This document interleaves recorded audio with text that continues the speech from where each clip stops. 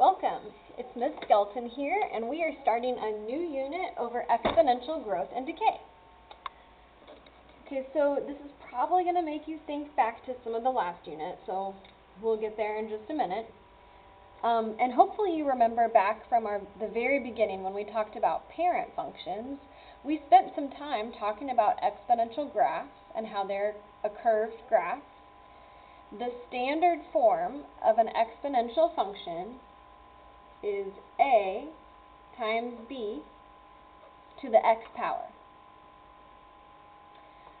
Okay, so let's define what each of these things are. A is normally going to be a number, and on the graph, we're going to see that it's the graph's y-intercept, or on some fun word problems, we're going to see that it's a starting amount, or an initial amount. And then in these equations that are exponential, it's getting multiplied by b, which is our rate of growth or decay. And we'll talk in just a minute about how you can know if it's growth or decay. So it's being multiplied by that rate over and over and over again. X is still just our independent variable.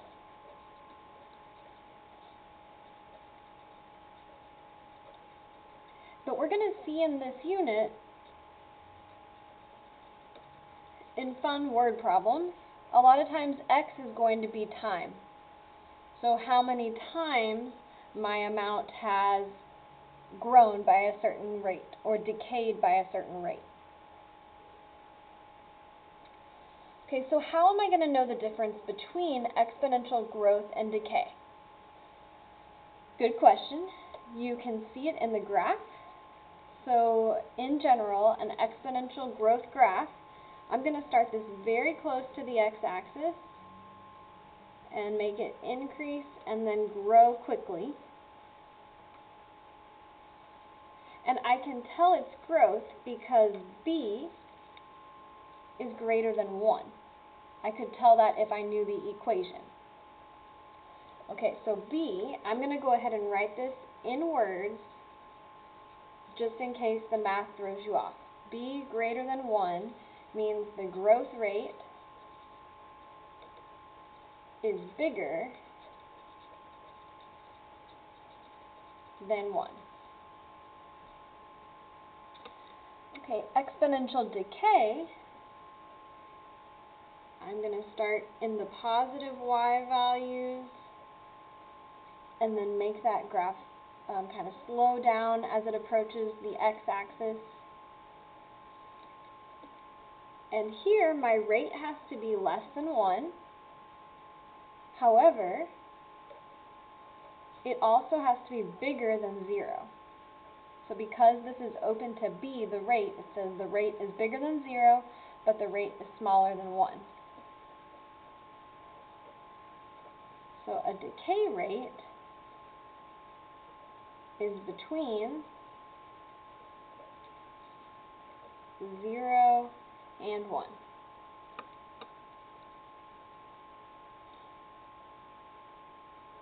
Okay, so part of this unit is going to be me providing you with graphs or equations where you have to identify different parts of the graph, if it's growth or decay. So let's look at some examples that are already graphed. I'm asking you about the domain, range, and then a new vocab word, the asymptote. Asymptote. It's a funny word. Let's define asymptote before we start trying to find it.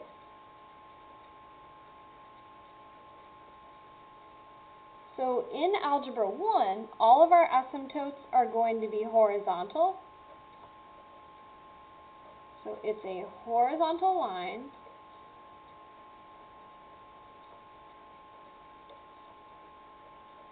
that the graph or the curve approaches but never reaches. And because it's horizontal, its equation is y equals some number. Okay, so when I see a graph, I'm going to find the part where the graph is close to being horizontal, and the first one has drawn this nice dashed line for us, and I'm going to look at the y-axis and see what y value that is. That y is -3. That means this graph is getting closer and closer and closer to -3, but never reaches it. Domain are the x's, range are the y's, and since the asymptote has to do with the y's, and so does the range, they're going to be related. Instead of making you, like we did in Unit 1, like look from the bottom to the top and look to see if I need to use infinity, we instead are going to take y and then our asymptote and compare them with an inequality. So when I ask how low does the graph go, you would say -3 because it has a boundary there, and then the curve is above -3. So to show that, I'm going to say all the y's are bigger than -3 because the graph is above -3.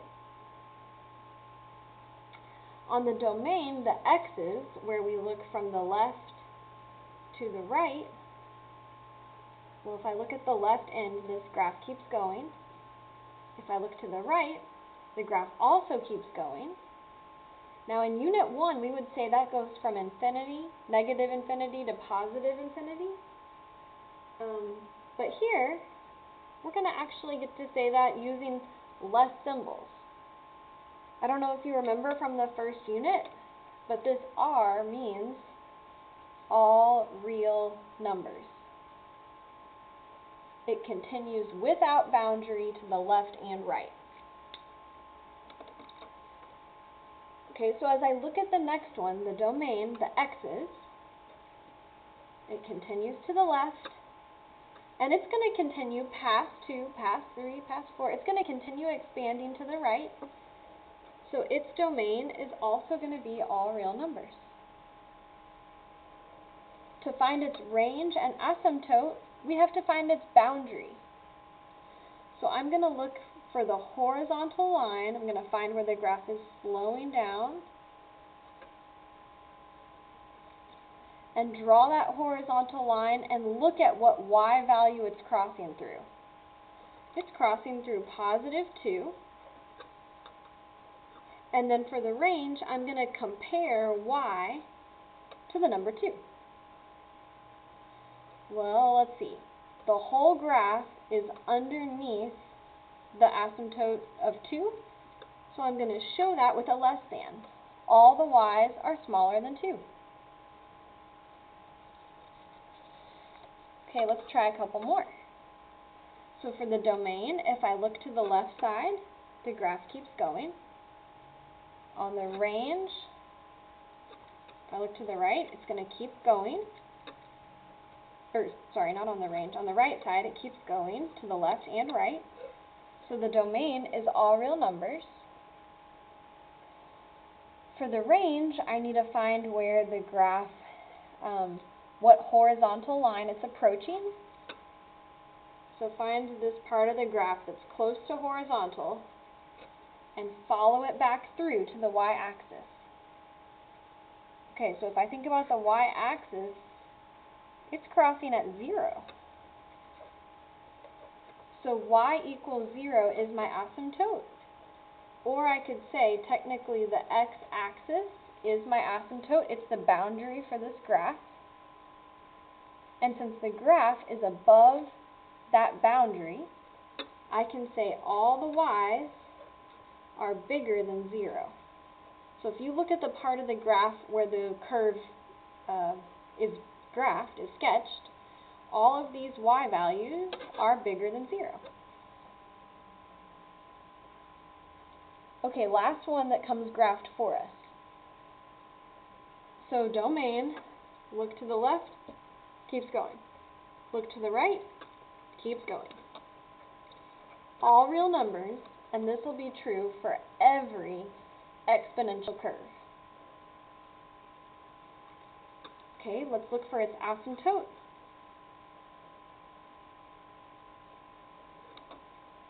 So here's where it's becoming horizontal, and I just drew that boundary across my graph. It looks like 0 is also the boundary here, or the x-axis. And my graph is above 0. So all the y's are greater than 0 because the graph is above that. And all my y's are positive. Okay, on the next one, it wants us to sketch a graph. And if this happens, I want us to use the calculator, and then I'll point out some things we could have known without the calculator.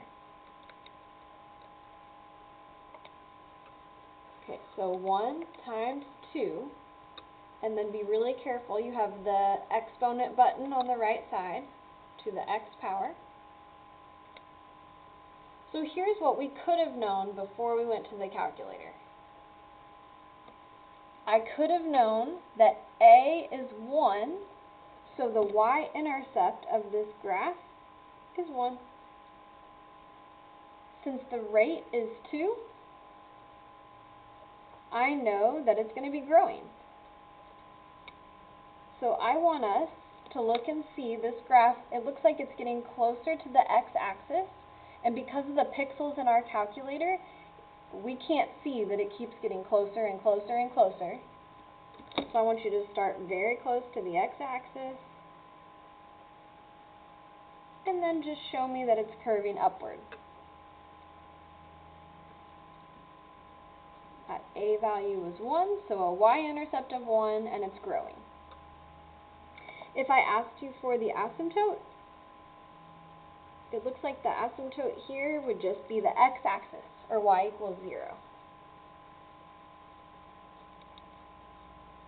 Okay, let's graph the next one. So y equals 5 parentheses times 1/2 to the x power. Now, if you type -3, you're going to be stuck in your exponent.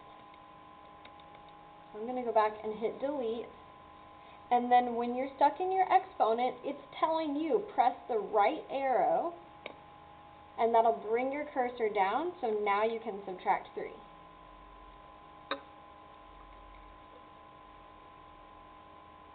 Oh, interesting. Okay. So if I look at this graph,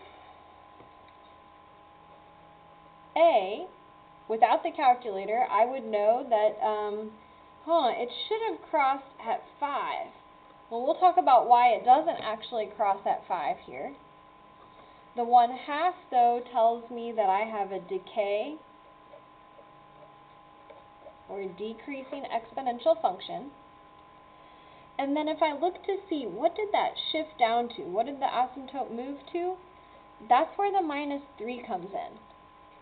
So you don't have to know this all yet, but that -3 makes our graph shift down 3.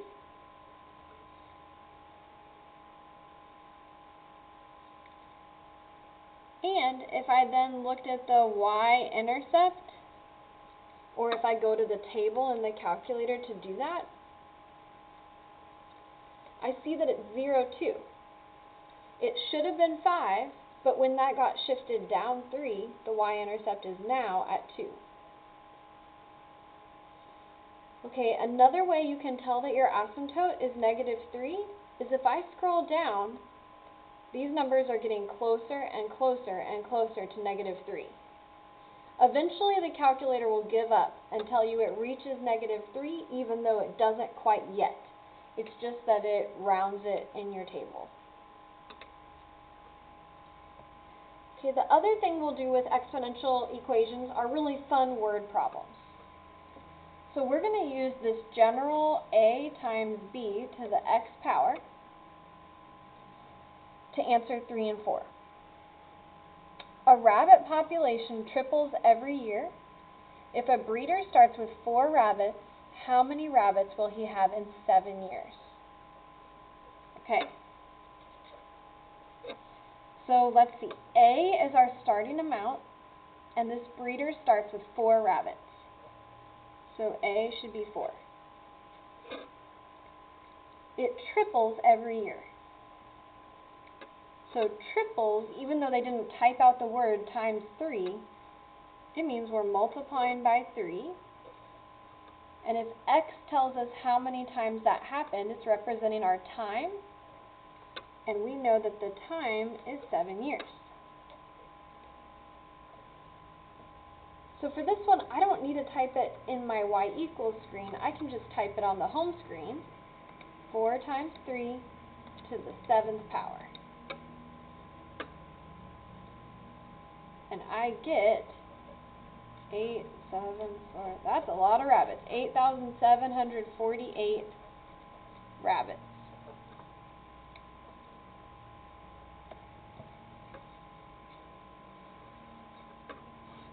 Awesome. We're going to build on these word problems next class, but let's try one more with this general form.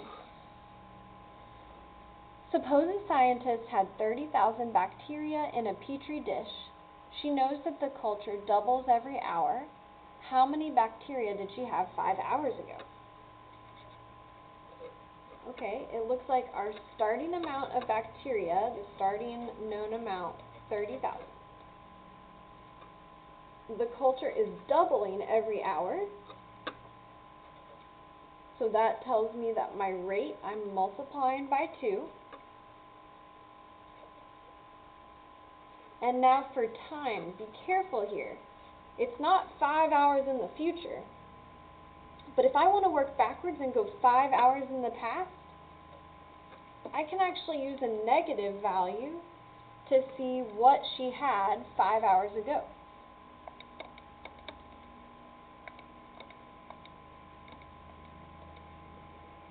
Okay, good. This makes sense. It should be a number smaller than 30,000 because we know it's been growing every hour.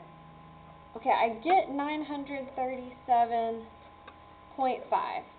Now, I don't know that much about bacteria, but I'm assuming you can't have part of a bacteria. So I'm going to say she has 937 full bacteria. Okay, the 0.5, yeah, maybe she has part of one growing still. But I'm going to say this is the current amount she has 5 hours ago. Okay, so come next class, ready to do more fun word problems and expand on this. Hopefully you're seeing that connection between our last unit and geometric sequences and how it relates to the patterns that we're seeing in these exponential functions. Let your teacher know if you have any questions. I hope this video helps.